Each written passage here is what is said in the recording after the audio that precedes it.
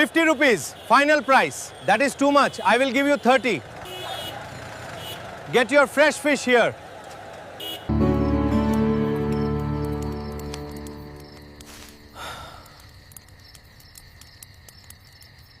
For 34 uninterrupted years, the Communist Left Front held absolute control over West Bengal, cementing their status as the longest-serving democratically elected communist government in the world. They controlled every lever of society, from the highest levels of the state bureaucracy down to the local worker unions, running the region as a vast, impenetrable political machine. Traditional opposition parties treated this reality as a permanent law of physics. They offered polite disagreements during assembly sessions, but mounted zero actual resistance on the ground. When an institution controls the entire board, you cannot beat them by playing by their rules. You need someone willing to flip the table entirely. Mamata Banerjee completely rejected the aesthetics of the formal political elite. She wore plain cotton saris and rubber flip-flops, projecting a deliberate, unvarnished working-class identity. She built her reputation directly on the pavement. During the 1975 emergency, she made headlines as a student activist by physically dancing on the hood of a powerful politician's car to block his motorcade. Banerjee recognized that the passive tactics of her own Congress party would never crack the communist monolith. So in 1997, she broke away and launched her own grassroots force, the Trinamool Congress. To dismantle a highly organized institutional machine, she abandoned the establishment entirely and took her fight directly to the soil. To fight the state government, Banerjee looked outward. She joined federal coalitions in New Delhi, securing the massive portfolio of Union Minister of Railways. Instead of managing the national rail network strictly equitably, she used her federal authority to aggressively funnel resources and massive infrastructure projects straight into West Bengal, bypassing the local communist government entirely. She introduced highly visible deliverables, like the non-stop Duronto express trains, giving rural and working-class voters heavy metal proof of her ability to deliver actual results. She treated her national cabinet seat as a supply line to buy credibility and build her brand back home. The turning point arrived in 2006.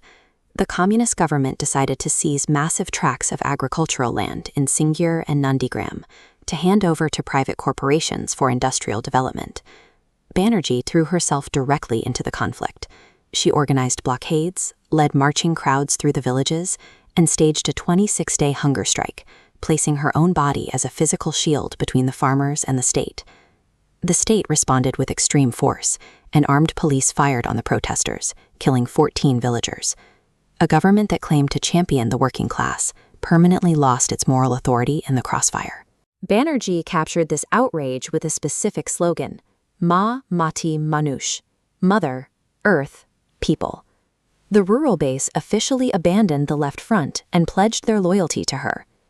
That momentum culminated in a historic 2011 landslide victory. After 34 years, the communist monolith fell, and the street protester was sworn in as chief minister. To lock down her new power, she rapidly built a hyper-targeted welfare apparatus. She introduced programs like the internationally recognized Kanya Shri Prakalpa, a conditional cash transfer scheme keeping girls in school and delaying early marriages. She followed this up with the Lakshmir Bhandar scheme, injecting direct monthly financial aid straight into the hands of women in lower-income rural households.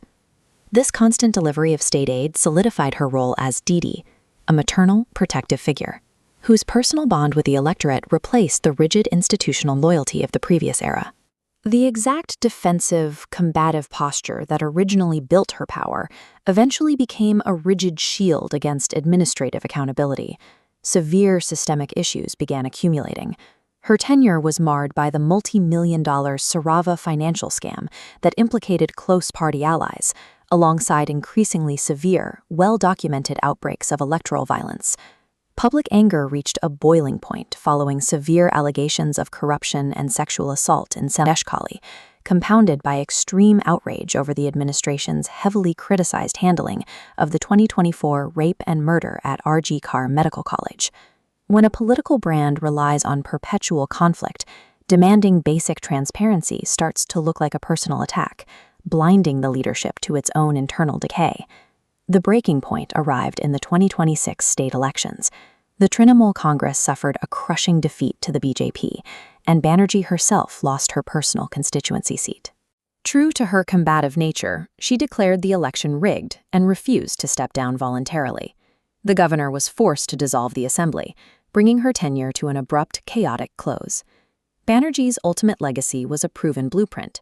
By combining a gritty, rural persona with high-impact welfare, an outsider could systematically strip away the power of an organization that had controlled West Bengal's every lever for 30